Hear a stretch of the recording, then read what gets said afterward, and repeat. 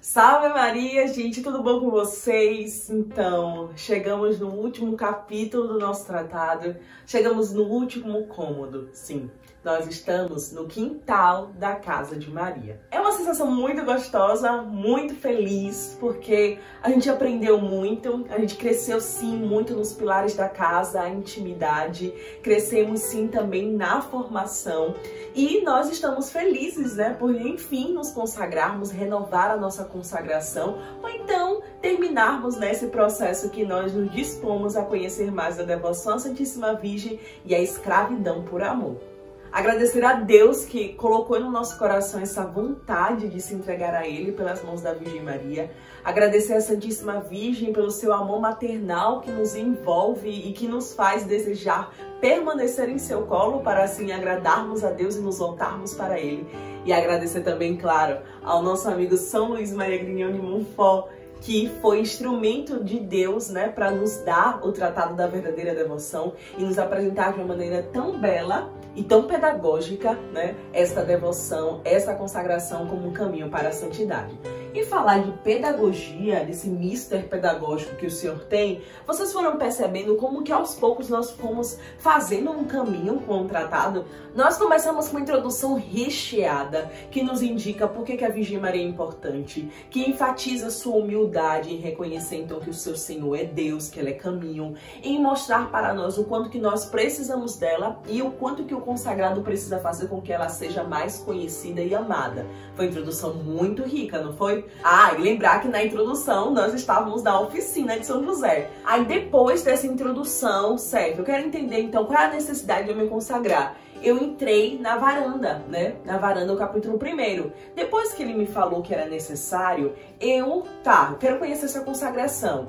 Fui para a sala e na sala, na minha primeira conversa, eu tive ali, né, um conhecimento das verdades acerca da consagração, as verdades fundamentais desta devoção. Depois eu precisei ir no banheiro, porque eu percebi que essa devoção me exige algo que eu realmente pareço que não tenho.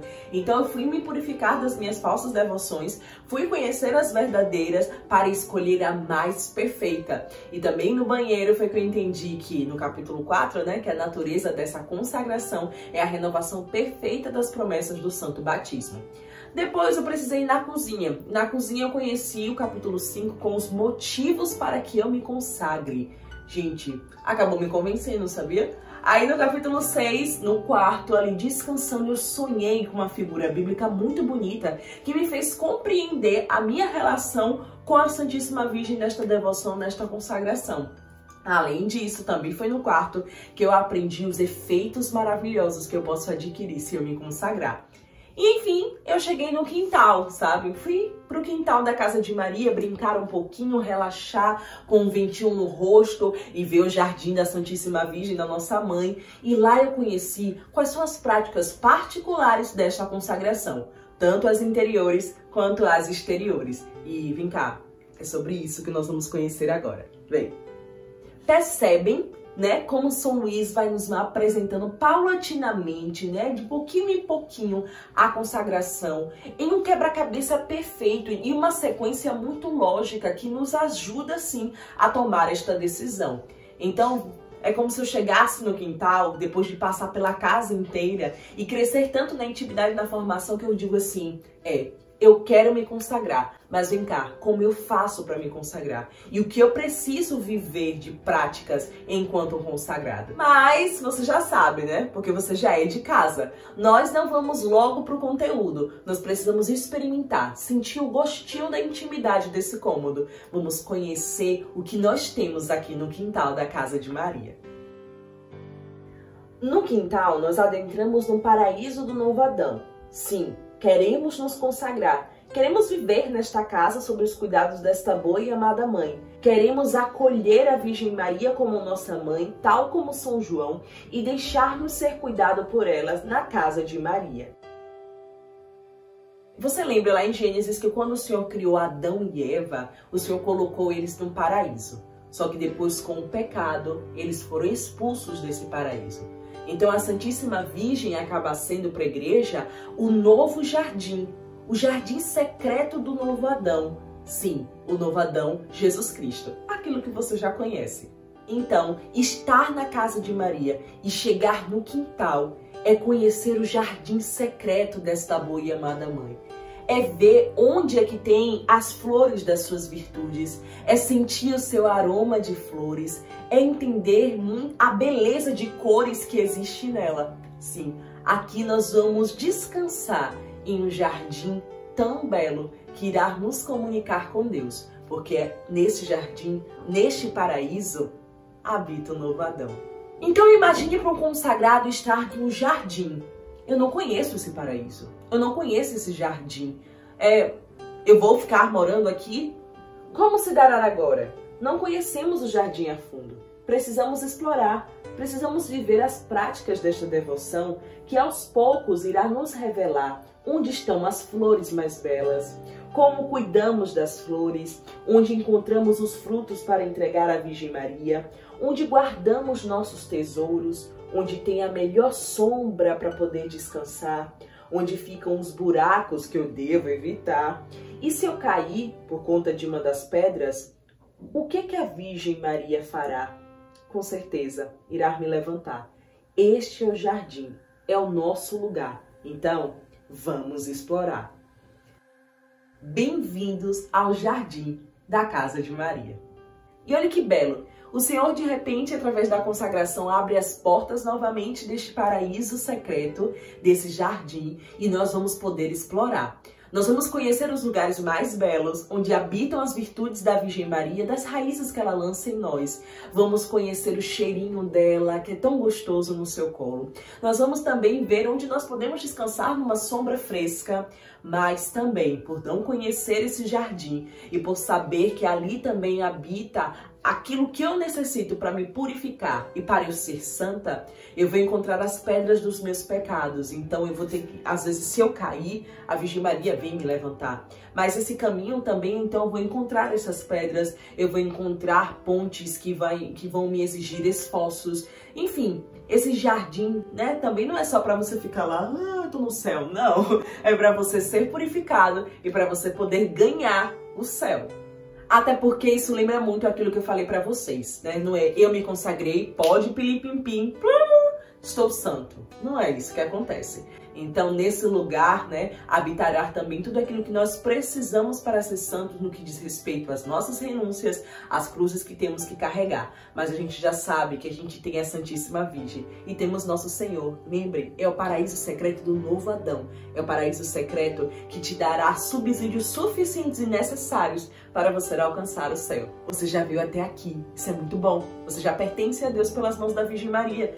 É o lugar do consagrado, certamente. A casa inteira.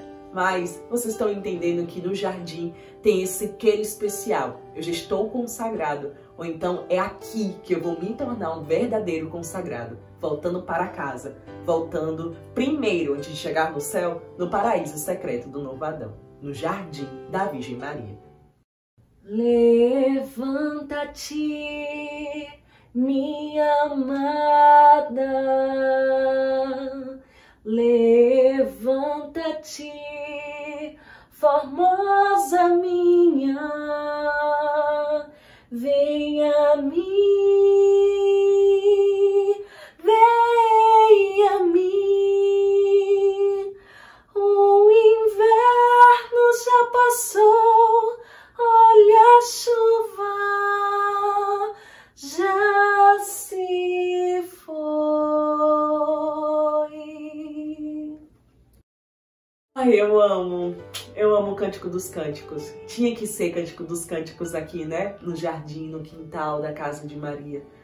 Eu acho tão bonita a forma que ele nutre em nós esse amor esponsal, esse amor que a nossa alma tem pelo nosso esposo, Cristo Jesus, sabe? Eu acho isso maravilhoso. Acho belo a forma que o Senhor fala com a amada e a forma que a amada vai descrevendo a sua relação com o amado. Aqui no jardim a atmosfera é esse amor, um amor de entrega. Lembre, aqui é escravidão por amor. Então nós experimentamos sim desse amor. Levanta-te, minha amada, minha rola, minha bela, e vem. O inverno passou, as chuvas cessaram e já se foram. Aparecem as flores do campo, chegou o tempo da poda. A rola já faz ouvir seu canto em nossa terra. A figueira produz seus primeiros figos, solta o perfume e as vinhas em flor. Levanta-te, minha amada, minha bela, e vem. Minha rola que mora nas fendas da rocha, no esconderijo escarpado, mostra-me o teu rosto e a tua voz ressoe aos meus ouvidos, pois a tua voz é suave e o teu rosto é lindo. Olha que coisa mais linda rezar, imaginar o Senhor convidando a Virgem Maria a entrar no jardim. Convidando a Virgem Maria a levantar, né? E contemplar das belezas, das flores, do perfume, dos frutos desse jardim. Só que aí a Santíssima Virgem, claro, entra e indica que atrás vem mais. Vem seus filhos, vem os consagrados que se levantaram e querem entrar no jardim. E como resposta ela dirá, e nós vamos imitar: o meu amado é todo meu e eu sou dele, escravo por amor. E o Senhor, encantado com tamanha beleza e disposição, irá dizer: como o lírio entre espinhos, assim é minha amada entre as moças. Ou seja, entre todos esses consagrados que vêm atrás de ti, né? Meninas e meninos, mulheres e homens, como lírio entre os espinhos és tu, amada, com a Virgem Maria. Ai, meu Deus! E ele ainda continua: és toda formosa, ó minha amada, e não há mancha em ti. Agora veja se essa mãe maravilhosa, Nossa Senhora, não é o paraíso secreto, não é o jardim do novo Adão. Veja só. És um jardim fechado, minha irmã e esposa, jardim fechado e fonte lacrada. Teus rebentos são um jardim de romãs com frutos excelentes de alfina com nardo e açafrão, canela e cinamomo, com todas as árvores de incenso, mirra e aloés, com todos os melhores bálsamos. A fonte dos jardins é como um manancial de água corrente que flui do Líbano com ímpeto. Desperta, vento do norte, e vem, vento do sul, soprai no meu jardim, para que se difundam os seus aromas. Olha que beleza, né? É o jardim fechado, a fonte lacrada, onde estão os melhores aromas, os melhores bálsamos. Ao mesmo tempo, diz que é um manancial de água corrente. Isso nos lembra, né, a natureza da consagração. Pelo menos era o que o Senhor me fazia recordar, né, do batismo, as águas correntes, né? Outra coisa que ele fala que é manancial, né, de água corrente.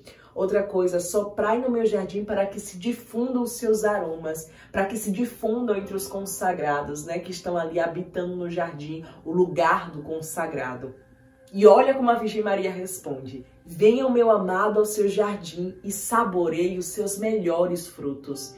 Ou seja, os frutos das nossas vidas, o que nós entregamos, ó, aqui, ó, te dou o meu corpo, minha alma, meus bens materiais, meus bens espirituais, os frutos que eu posso ofertar a Deus por ti, mãe. E Nossa Senhora apresentando: venha ao meu jardim e saboreie dos melhores frutos, das ofertas dos teus filhos, dos nossos consagrados. Meu Deus do céu! E aí Nosso Senhor diz: já vou ao meu jardim, ó minha irmã e esposa, e aí colho minha mirra com os meus aromas, aí sorvo o favo com o mel, e bebo o vinho com meu leite. Comei, amigos, bebei e inebriai-vos, meus caros. Ou seja, o Senhor vai até o jardim, vai acolher estes frutos e depois nos indica, né, o banquete que Ele dará a nós. Então, comei, amigos. Eu me coloco como escravo e Ele me chama de amigo. Comei, amigos, bebei e inebriai-vos, meus caros, porque nós pertencemos a Ele. Gente, que coisa mais linda, sabe? Então, é habitar nesse jardim. É a Virgem Maria que vem, né? Que nos oferece como frutos. É o Senhor que vem acolher estes frutos. E depois é o Senhor que nos indica o banquete. Porque Ele é o verdadeiro alimento, a verdadeira comida e a verdadeira bebida. E nos chama de seus. Pertencemos a Ele. E nos chama de amigos. E como eu falava aqui, o jardim é lugar de amor, né? Eu não poderia deixar de contemplar isso aqui também, Cântico dos Cânticos. Eu sou para meu amado e seu desejo é para mim. Vem, amado, saiamos para o campo, pernoitemos nas aldeias, de manhã iremos logo para as vinhas, a ver se a videira floresceu, se as flores estão se abrindo, se floresceram as romãzeiras, ali te darei os meus amores. Ali eu te darei os meus amores. Gente, então vamos ser um. Aqui no jardim onde eu habito contigo, onde eu te encontro, né? Vamos ver se a videira se abriu, se floresceu, vamos ver as flores, os frutos, enfim. Porque aqui eu te darei os meus amores, as minhas melhores flores, meus melhores aromas, minhas melhores cores, meus melhores frutos, te darei. E eu queria finalizar com esse versículo que diz: tu que habitas nos jardins, os amigos te escutam, fazem-me ouvir tua voz. Outra coisa aqui que tem para nós consagrados no jardim. Ah, vamos construir aqui 2 tendas, uma para mim, outra para ti. A gente não precisa mais sair do jardim, né? Digamos assim, como na transfiguração. Mas não, nós precisamos descer um monte, né? Então a gente precisa muitas vezes se fazer com que, com a nossa vida, diante das nossas renúncias, dos nossos desafios, nosso Senhor possa ser conhecido, amado, adorado, servido. A gente não pode esquecer, né, daquilo que a gente foi entendendo, que o nosso serviço é agradável a Deus e que é importante porque Deus quer precisar dele. Desde a introdução a gente escuta para a gente tornar a Virgem Maria mais louvada, exaltada, honrada, amada e servida, para que nosso Senhor seja mais adorado, mais servido, mais conhecido, né? Então, para que venha o reino do Senhor, que venha antes do reino da Virgem Maria, porque ela é o caminho que nos indicará, né? Porque é por ele que nosso Senhor veio a primeira vez, por ela, perdão, e é por ela que virá uma segunda vez, né? Então, por ela, nosso Senhor deve reinar no mundo. Então, nós vamos encaixando isso e percebendo que agora o Senhor nos exorta aqui a fazer com que os nossos amigos, né, os nossos familiares, os desconhecidos, os seus filhos, escutem Ele através da nossa vida, da nossa voz, do nosso silêncio, da nossa oração. Então, a gente entende que tem essas delícias, esses sabores de ficar, né, no jardim, mas existe também uma exortação que é muito profunda dentro de nós, que é sair muitas vezes desse jardim para que outros venham entrar, para que outros possam entrar, possam experimentar desta graça também. Então aqui na espiritualidade do quintal da casa de Maria, desse jardim, se você quiser ler o Cântico dos Cânticos todinho, você pode, porque você vai beber então da espiritualidade deste cômodo, que é uma delícia, né? Viver deste amor. Convido você também a rezar com o Salmo 87. Para mim é como se ele concluísse, principalmente com o último versículo dele, a experiência que nós buscamos viver aqui, né, no jardim secreto do Novo Adão, no quintal da casa de Maria. O versículo diz assim: em ti estão todas as nossas fontes. Né, como se na Virgem Maria, no paraíso do Novo Adão, né, nesse paraíso secreto, nesse jardim, estivessem todas as fontes que nós precisamos para beber, né, da totalidade, da disposição de um amor a Deus. Então em ti estão todas as nossas fontes, as fontes que precisamos para chegar no fim último desta devoção, nosso Senhor Jesus Cristo, e a Ele amar com todo o nosso coração, toda a nossa alma, todo o nosso entendimento, todas as nossas forças, amar só a Ele servir. Chega, me empolguei.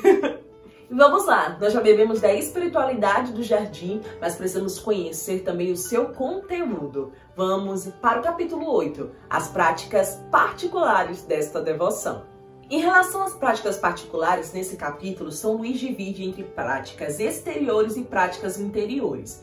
No número 226, né, no início de explicar as práticas exteriores, ele quer nos mostrar que, embora o essencial dessa devoção seja o interior, as práticas exteriores elas são importantes para amadurecer aquilo que se vive no interior. Sendo assim, ele diz aqui que as práticas exteriores não podemos negligenciar, mesmo o interior sendo essencial.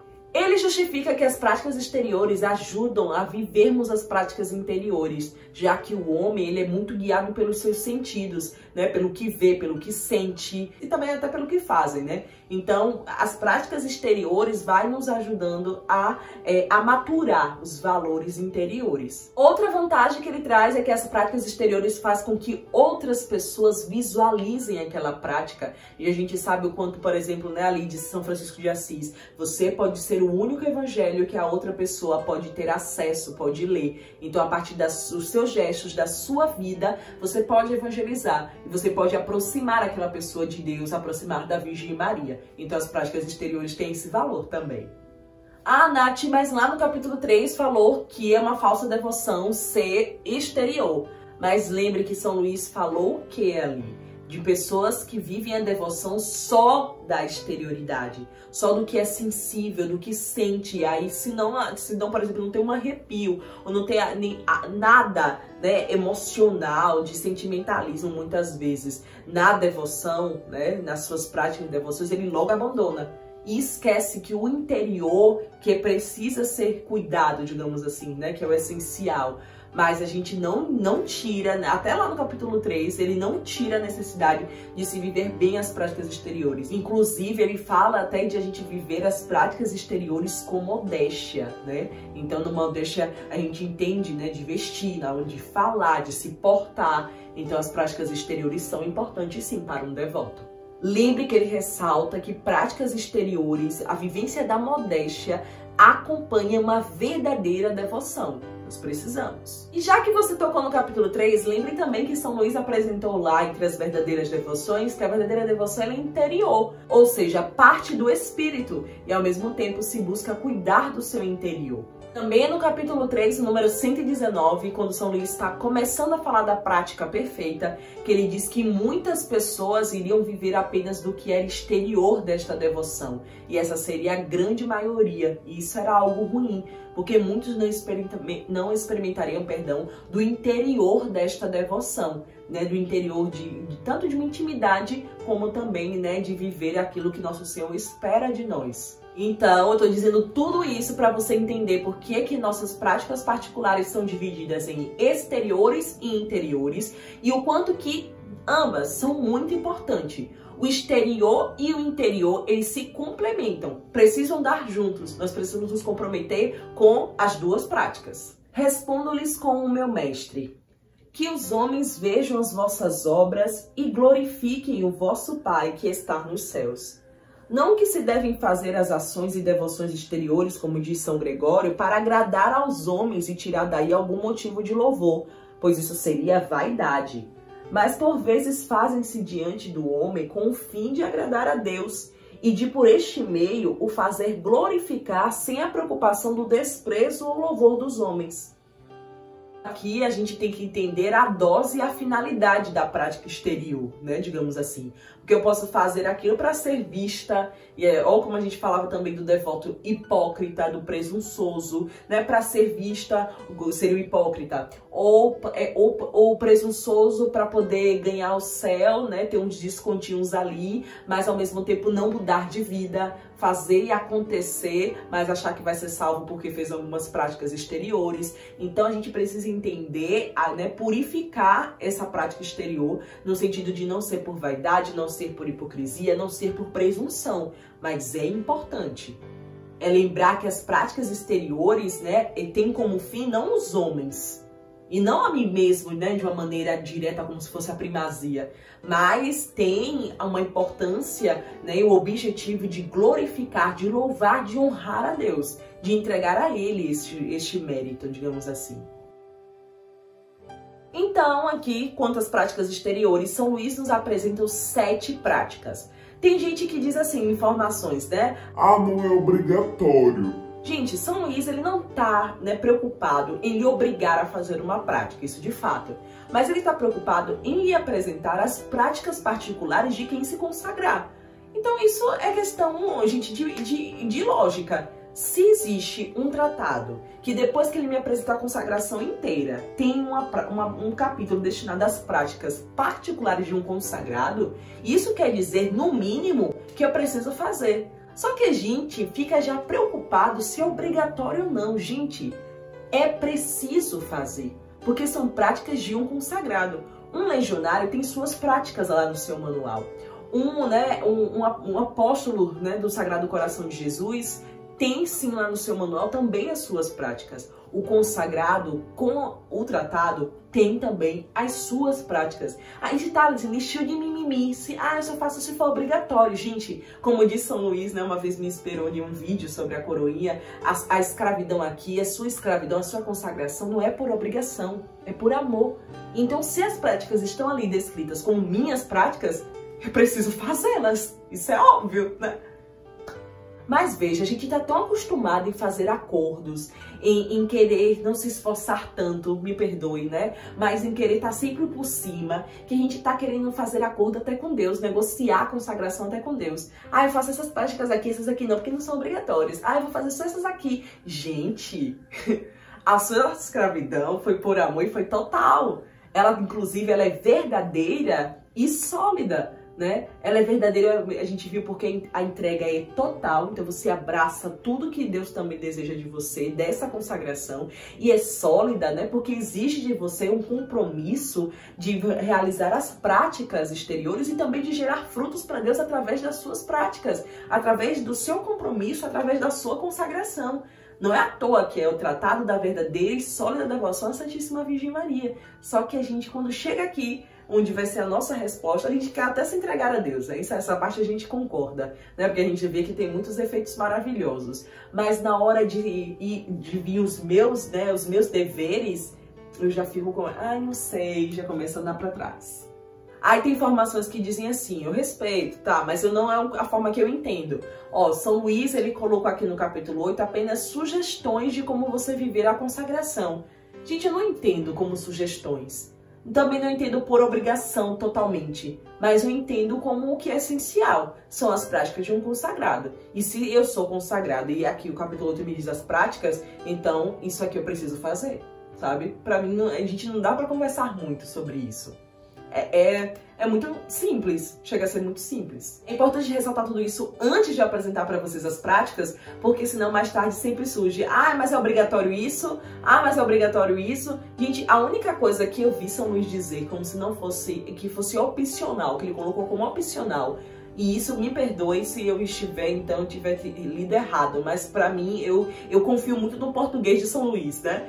Foi quando ele disse da cadeiazinha. O resto, eu não vi ele falar como opcional. Enfim, mas vamos lá. Vamos conhecer quais são essas práticas exteriores, né? E depois as interiores. Primeiro, consagração depois dos exercícios preparatórios.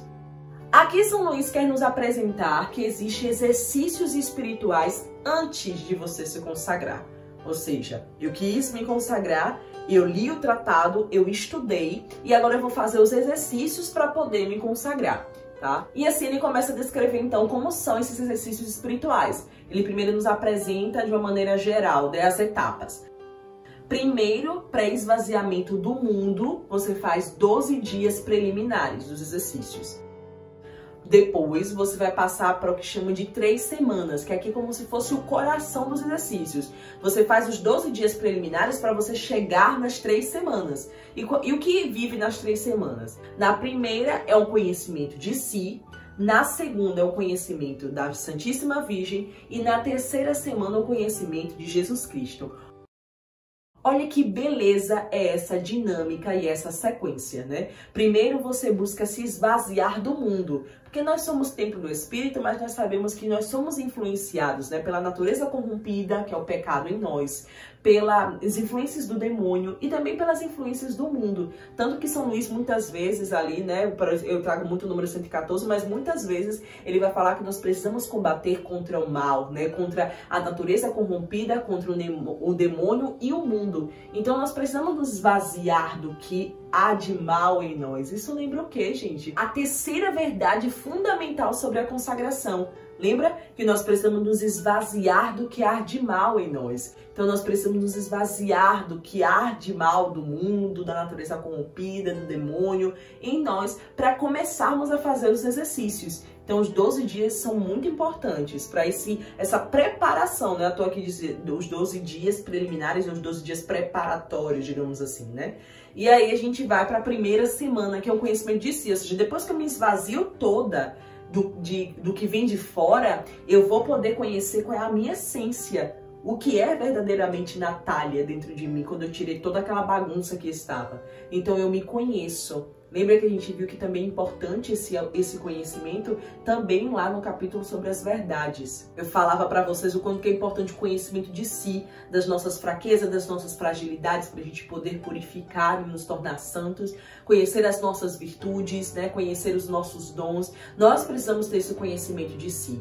E porque eu preciso conhecer o que é que eu vou entregar para nosso Senhor pelas mãos da Virgem Maria. Porque se eu não me conheço, eu não sei o que é que eu estou dando, né? Tá, eu estou dando corpo, alma, bens materiais e bens espirituais. Mas quem é a Natália que eu estou entregando? Eu só posso dar algo a alguém, né? Se eu tiver isso. Se alguém me pedir um dinheiro emprestado, eu só vou poder emprestar se eu tiver desse dinheiro. Então eu preciso ter esse conhecimento do que eu sou para eu me ter, para poder eu entregar.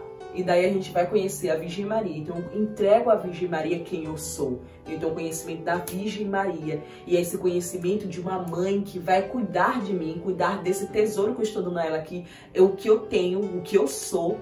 E ela assim depois vai entregar, né? Diante daquilo que a gente conhece dela, que a gente sabe que ela não vai reter para ela, que ela quer nos indicar nosso Senhor, ela vai entregar para nosso Senhor. Então a terceira semana é o conhecimento de Jesus. O que é que o Senhor quer fazer comigo? O que o Senhor deseja de mim, né? O fim último da devoção, que também nos lembra as verdades fundamentais, né? A primeira, inclusive. Jesus é o fim último desta devoção. Então tem uma dinâmica aqui que é muito concreta de tudo que a gente já estudou e ao mesmo tempo que é muito lógica diante daquilo que nós queremos chegar. Nesses exercícios, São Luís Maria de Montfort se inspirou nos exercícios espirituais de Santo Inácio de Loyola, que são realizados em 4 semanas. São exercícios, né, que por mais que sejam práticas exteriores, buscam a atitude interior de se aproximar de Deus, né, através da meditação, da contemplação e assim, né, da, digamos que até configuração a Cristo Jesus, que para a gente chegar nele, né, e para que a gente possa voltar à imagem e semelhança, para que o Senhor verdadeiramente habite em nós, da nossa vida, naquilo que somos, naquilo que fazemos, enfim, é uma forma de buscar Deus dentro de nós e nos configurarmos nele, sermos santos. Então São Luís se inspirou nesses exercícios, tá? Então visa também chegar em Cristo Jesus, né? Em nos entregarmos a Ele, em vivermos aquilo que o Senhor deseja, numa atitude de oração, de meditação, de contemplação, tá bom? Eu trago também essa informação para que a gente entenda porque são exercícios que são realizados em 30 dias. Ah, mas eu já ouvi falar que pode ser também 33. Sim, isso é por conta de um erro de matemática, que eu vou te explicar. Os exercícios de Santo Inácio, né, são feitos em 4 semanas. Então isso entende que são realizados em um mês. Tanto que é assim que é difundido, né, que os exercícios duram um mês, que são feitos em 4 semanas. No caso aqui dos exercícios espirituais de São Luís, falam de 3 semanas, mas lembre que uma quarta que poderia são 12 dias preliminares. Então isso na conta, quando vai fazer entre 30 ou 33 dias, fica assim. Os 12 dias preliminares, mais a primeira semana com 6 dias, a segunda semana com mais 6 e a terceira semana com mais 6. Isso dá 30 dias. Quando faz com 33, logo você já entendeu, né? É porque a primeira semana você fez em 7, a segunda com mais 7 e a terceira com mais 7. Mas o que eu quero que você entenda é que fazendo 30 ou 33 dias de exercícios espirituais é dado como correto, tá? Por exemplo, eu quando me consagrei, eu faço sempre as minhas renovações também, foi com um livrinho dos exercícios espirituais, né, pela Arca de Maria. Lá faz em 30 dias e o 31º dia é um exercício especial que se faz no dia da sua consagração. Mas tem gente que faz os 33. Por que eu gosto de usar o livrinho da Fraternidade Arca de Maria? Porque naquele livro ali, além de ter as orações, que também tem lá no final do seu tratado, tem textos, né, tanto das Sagradas Escrituras, quanto formulados por eles, para nos auxiliar nessa contemplação e nessa meditação do que pede cada semana. Porque Porque qual é o risco que a gente pode cometer quando a gente não faz assim? Que nos 12 dias preliminares eu só faço as orações que estão lá dizendo que eu tenho que fazer, mas eu não vou pensar em nada aqui de esvaziamento do mundo. Mas quando eu faço com um livrinho, vai estar lá um texto das Sagradas Escrituras que vai me indicar esse esvaziamento e vai estar um texto que vai me ajudar nessa contemplação sobre esse esvaziamento da minha vida. Da mesma forma, na primeira semana, o conhecimento de si, eu corro o risco de fazer apressado lá até antes de dormir, morrendo de sono, ler as ladainhas lá que eu tenho que rezar no dia, mas eu não vou rezar com um texto que me possibilite contemplar, meditar o conhecimento de si, o conhecimento da Virgem Maria, o conhecimento de Jesus. Então, muitas vezes, quando a gente não faz, né, com essa contribuição de uma meditação, de uma contemplação, a gente só vai bater o cartão porque a gente fez a oração e a gente não vai fazer realmente um exercício espiritual. A gente vai fazer a oração, claro que a graça de Deus é derramada, mas não vai gerar tantos frutos como seria de uma vida contemplativa, de uma via, contemplativa para viver cada etapa dessa. Então, eu sempre recomendo esse livrinho, você pode conseguir em PDF, né, para você ter acesso tanto a um texto das Sagradas Escrituras, quanto também a um texto que vai auxiliar, né, em você compreender melhor a vivência, né, dessas etapas, o porquê que é importante.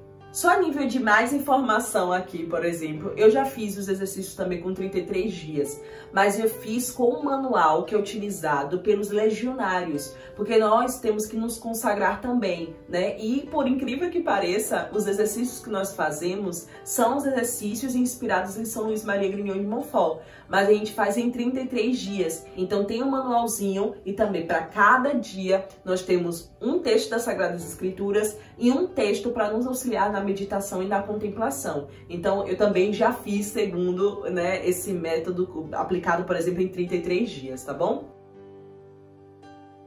Então, algo que é importante quando você quiser se consagrar é você rezar para ver o dia da sua consagração e você contar, né, os 30 ou 33 dias, né, antes da data que você escolheu, claro, inspirada por Deus, para você começar os exercícios espirituais, tá bom? E fazer certinho as 4 etapas. Certo, Nath, eu já entendi então a questão da quantidade de dias, 30 ou 33. Eu já entendi o que cada etapa dessa significa. Eu já entendi também que eu preciso fazer orações e também é importante eu buscar contemplar o que cada etapa dessa me chama a viver. Ok, mas vem cá, quais são as orações específicas para cada etapa dessa? Nos 12 dias preliminares, você vai rezar a oração de Vinde Espírito Santo e a saudação a Nossa Senhora. Na primeira semana, você vai rezar a ladainha de Nossa Senhora, a saudação a Nossa Senhora e a ladainha do Espírito Santo.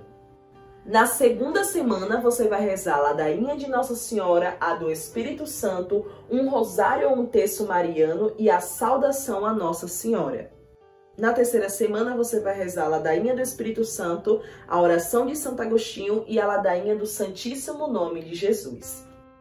Estas são as orações que você vai fazer, né, durante cada etapa dessa. Eu chamo 4 etapas porque você já entendeu, né? 12 dias preliminares, primeira semana, segunda semana, terceira semana, tá bom? É assim que você faz os exercícios. Depois dessas 4 etapas de todos os exercícios, né, depois do coração desses exercícios, que são as 3 semanas, você tem atividades ainda. Você precisa buscar a confissão, né, no dia ou então na semana, para que em estado de graça você possa comungar, tá? A comunhão aqui é muito importante, que é como se fosse a assinatura da sua entrega. Na sua comunhão, você vai se oferecer a Deus pelas mãos da Virgem Maria. Aqui no número 231, São Luís ainda fala que depois da comunhão, você deverá pegar a fórmula, que também tem lá no final do seu tratado.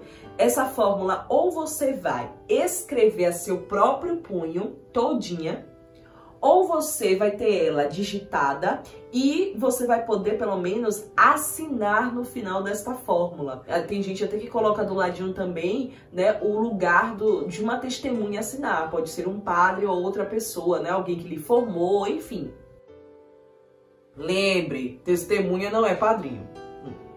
Na casa de Maria, geralmente a gente faz a formulazinha, né, com a data, com o lugar de você assinar, da testemunha, bonitinho, para também ficar uma lembrança para você guardar. Mas, Nath, se eu quiser escrever a minha própria punho, aqui na Casa de Maria a gente também convida as pessoas a fazer o quê? A escrever uma cartinha, escrever toda a fórmula e ir no ofertório entregar a Deus pela mão da Santíssima Virgem. Só que no final, na hora, né, de você poder ler ali diante de todos, né, que vai ser a sua oração, a sua entrega, que pode ser feita ou em pé ou de joelhos, você pode ler por essa daqui, tá? Para que todo mundo leia a mesma fórmula, porque às vezes pode ser que em um tratado tenha de um jeito, no outro tratado tenha de outro, mas vai ler todo mundo junto, então é melhor, né, ter uma que seja padrão e no final você assine e fica ainda como sua lembrança. Vocês perceberam aqui um detalhe que São Luís fala de ler a fórmula depois da comunhão. Isso pode gerar uma dúvida, mas Nath, tem padres que acabam fazendo esse rito na homilia. E vai desvalidar? Não, gente, tá? Você, ok, faça o rito da homilia e na comunhão vai selar. Aí você se oferece. No número 232, São Luís ainda fala algo que você pode fazer sim no dia da sua consagração. Você deve dar à Virgem Maria um tributo. Alguma oração especial, alguma penitência, alguma mortificação, né? Sei lá, faça alguma coisa e dê de presente nesse dia. E ainda no número 233, São Luís vai trazer algo muito importante sobre os exercícios, que você deve fazer desta forma, com todos os exercícios, os 30 ou 33 dias antes da sua consagração, todo ano. Renovar pelo menos uma vez no ano e de preferência no dia que você se consagrou. Ou seja, se eu me consagrei 13 de maio, eu começo os exercícios 13 de abril. E eu tenho que fazer isso todo o resto da minha vida. Claro, se eu não conseguir renovar no dia 13 de maio, eu posso renovar em uma outra data, festividade mariana, né, que eu escolher no ano, para que você renove pelo menos uma vez no ano. Ó, é prática, tá bom? Uma coisa importante que me perguntam quando vão renovar os exercícios, Nath, eu preciso fazer os 12 dias preliminares? Gente, isso acaba sendo um erro de português, veja só. Uma vez por ano, pelo menos, renovarão a mesma consagração no mesmo dia em que a fizerem, observando as mesmas práticas durante 3 semanas. Quando a gente vê que São Luís fala só das 3 semanas, a gente tem a ideia, né, a interpretação de que os 12 dias preliminares eu não preciso fazer. E a gente esquece do valor dos 12 dias preliminares, da importância dele para o processo. Nós nos esvaziamos do que há de mal em nós, lembrando a terceira verdade no capítulo 2. Nós nos esvaziamos do mundo, então existe um valor. Eu faço os 12 dias preliminares para que eu me prepare para fazer as 3 semanas. Porque, como eu falo para vocês, as 3 semanas, né, são o coração desses exercícios espirituais, mas eu preciso me preparar para bem vivê-las, e isso consiste no esvaziamento do mundo, que são os 12 dias preliminares. Então é importante. E outra coisa que eu costumo dizer, gente, oração não quer demais, faz os 12 dias. Outra forma que São Luís diz que você pode renovar é todos os dias, todas as horas, todos os meses, inclusive, né? Com a jaculatória. Senhor, eu sou toda vossa e tudo que tenho vos pertence, o amado Jesus, por Maria, vossa Santa Mãe. Então nós podemos renovar isso sempre. Eu tenho um costume, né, depois do rito eucarístico ali, antes de comungar, quando eu começo a chamar a Virgem Maria para ir comungar comigo, eu costumo renovar isso. Senhor, eu sou toda vossa e tudo que tenho vos pertence, o amado Jesus, por Maria, vossa Santa Mãe. Mas você vai ser livre para fazer da forma que bem desejar. Gente, é tanta coisa, tem muita coisa aqui. Então eu vou dar uma pausa, né, para que a gente possa falar mais sobre isso no próximo vídeo. Salve Maria!